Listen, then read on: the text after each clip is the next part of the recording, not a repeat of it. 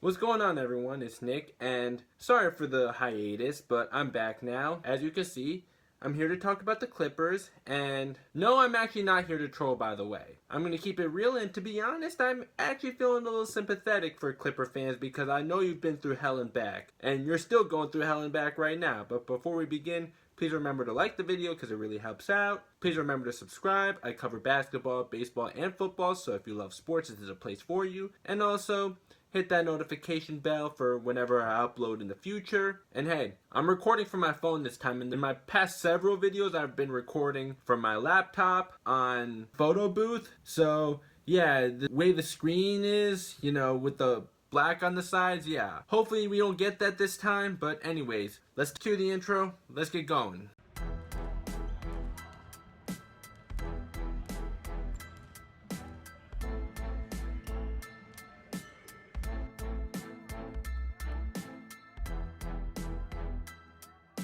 Okay, so we all know the story of last year's Clippers. They were favored to win the championship after getting the previous season's finals MVP and a perennial all-star coming off a career year to join a team that already made the playoffs last year. And they blew a 3-1 lead, losing in absolute humiliating fashion, their second 3-1 lead blown in 5 years. But okay, I'm not going to talk too much about last year anymore because we're here to talk about this year now. This year, they were supposed to be a better team than last year by replacing Montrezl Harrell with Serge Ibaka to give them more floor spacing and defense, and bringing in Nicolas Batum and Luke Kennard, and also bringing in a new head coach who many people, including myself, are very low on, but he actually has been a lot better than most people, including myself, expected. And for a while, it did look like a much different team. Still wasn't enough to convince people like myself, or a lot of people really, that they were going to beat the Lakers in the finals, but yeah, right now it's looking like this team is still going to be a second round exit again. But my Tyronn Lue video is still available. Even if he does win a championship with the Clippers, I'm still not deleting that. But hey, I already admitted that I was wrong about him being no different than Doc Rivers with no adjustments. He didn't really make adjustments in Cleveland, but he's been making adjustments in LA, I'll give him that. However, there are some things that I think that I may have been right about. First thing is, in that video I talked about how the Cavaliers were one of the worst defenses in the league in 2017 and 18 while he was there, and when looking at the footage before recording, yeah, I saw that they were getting lost on switches all the time. And right now, the Clippers, they were 5th in defense last year, and right now they're 14th. At least as I'm recording this. I'm not sure how much this game changed that, but we'll see. But if they still had Trez instead of Ibaka, they would definitely be around 20th in defense right now. I didn't go as far as thinking that they'd have this big of a drop-off when I made that video on Tyronn Lue, but yep, here it is with that big of a drop-off. But how much do you blame Ty Lue for this? Clipper fans, let me know in the comments. I know you mostly have good things to say about Ty Lue, and I'm with you on that, but he sure isn't perfect, but no one else is. Kawhi and PG, man, these guys are so entitled. I do still think Kawhi has an argument for top 5 player in the league, but hell no is he the best player in the NBA right now. That argument went out the window after that disaster in Game 7 last year. But aside from best player or not, Chris Paul, even while never getting the Clippers out of the second round during his time there, I know Clipper fans would tell you this themselves. He bled the red, white, and blue. He cared a lot about the fans. And no matter how bad things went in the playoffs, his body language is something that you could always rely on. He's way more of a leader than Kawhi and PG combined and more. If Kawhi and PG really do care about the fans, to be honest, it's pretty questionable, and it's been that way since last year. They need that consistent effort to show that they really do care about the fans. I mean, feels like I'm being more sympathetic for the fans than they actually care about the fans.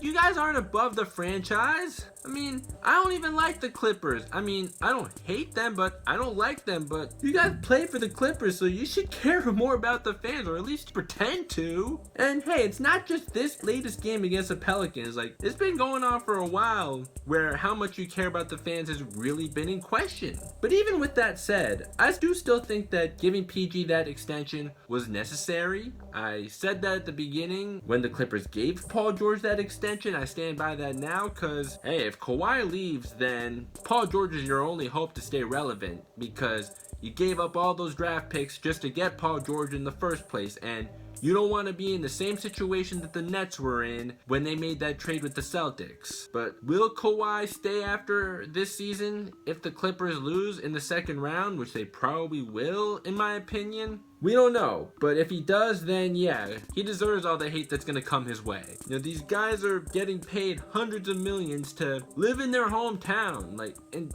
they're just getting so entitled. But, it was this game against the Pelicans that led me to making this video, even though their problems go way beyond just this game. Because I'm not gonna just overreact to one bad game, as bad as this one was. I mean, don't get me wrong, they're a very good team, but they do have their problems that are gonna keep them from winning a championship. But this latest game against the Pelicans, hey, Kawhi did actually play well, and so did Reggie Jackson. But Paul George, bruh. Early on in the season, Paul George was really backing up his talk. But lately, he's been very inconsistent ever since he's come back from that injury. He only scored 15 points in his first game back, but he was on minutes restrictions, so not gonna really be hard on him for that. And then he scored 34 points and then 30, so hey, that was nice to see if you're a Clippers fan. But then he had back-to-back games of just 13 points, then just 16. He scored 32 in that loss against the Celtics. He didn't play against the Wizards, but just 17 points on 5 of 14 against the Warriors, and then this game against the Pelicans, what was that? And will he show up in the playoffs this time? That's still a very big question mark. He has a hard time beating guys off the dribble, and when he doesn't get foul calls, he gets discouraged. We talked about body language with Chris Paul, right? Yeah, Paul George still really needs to improve his body language when the going gets tough. And yeah, like I said, Kawhi and Reggie Jackson, they played well, but the Clippers as a team, they were horrible.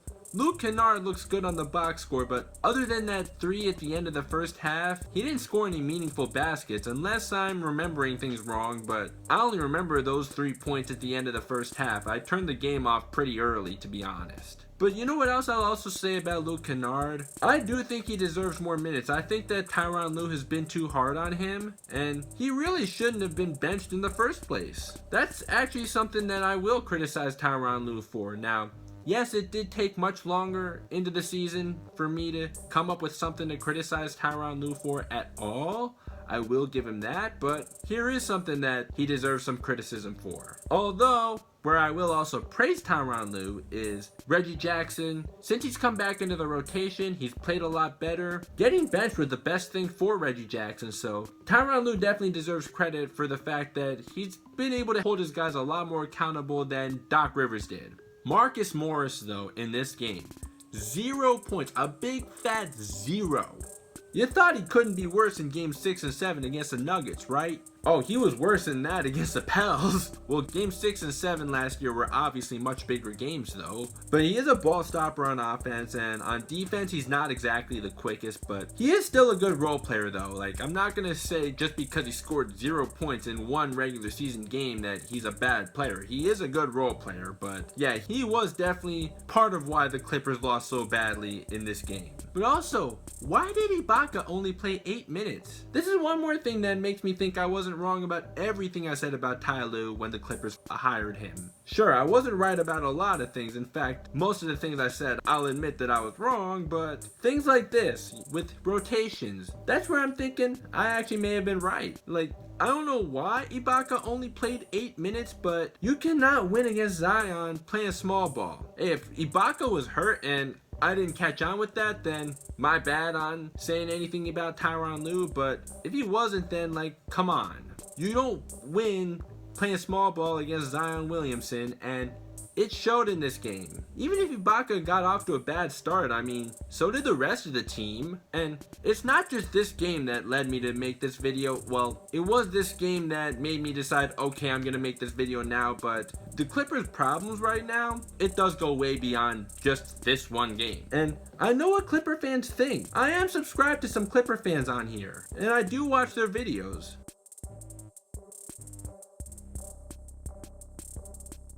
And right now the Clippers are 4-6 in their last 10 games. And with a full squad, yes, they are absolutely a legit team. I can't think of any reasonable person that would say otherwise. But we already learned last year that just being extremely deep isn't good enough, right? I do think that this roster, just based on talent, is a championship team, but there's more to winning a championship than just talent. Yes, Patrick Beverley is an integral part of this team, but no, just him being out of the lineup shouldn't make this huge of a difference. And he has an injury history. He's only played over 70 games twice in his career. The energy he brings every game is something that everybody should want on their team. But you know he's injury prone, so you need to do better at overcoming that.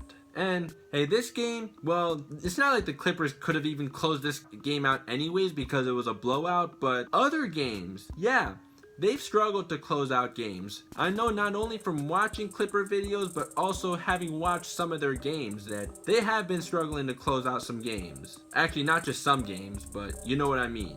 And even with a two-time finals MVP and Kawhi, like, he's just not beating guys off the dribble enough. And yes, he's really good at making those tough contested shots, but we saw what happened when those weren't falling last year in the playoffs in Game 7. But if the Clippers do win a championship and I end up looking stupid because of this video, well, hats off to the Clippers. I'll be happy for the fans, and I had my joy last year. I had it in high school and in my early days of watching basketball, so no sweat. Meanwhile, the Clippers are the most cursed franchise in basketball, or they're up there in terms of most cursed franchise in sports. That used to be the Chicago Cubs, but they overcame that 5 years ago. And this year, yeah, I just don't see a championship team in them. And until LeBron or AD have a season-ending injury, I'm still feeling good about the Lakers going back-to-back. Or if the Clippers make a trade that'll really put them over the top, I just don't know if they will. And speaking of the Clippers curse, that Mike Korzemba video from a few years ago, yeah, that definitely aged very well. It was a very well done video back then, and yeah, the Clippers curse, it's still going on. Even when last year that team was supposed to win a championship with their new dynamic duo. And even with a new coach, it's not looking that much more promising. And yes, I can see the Nets threatening the Lakers, but the Lakers having LeBron and the much better defense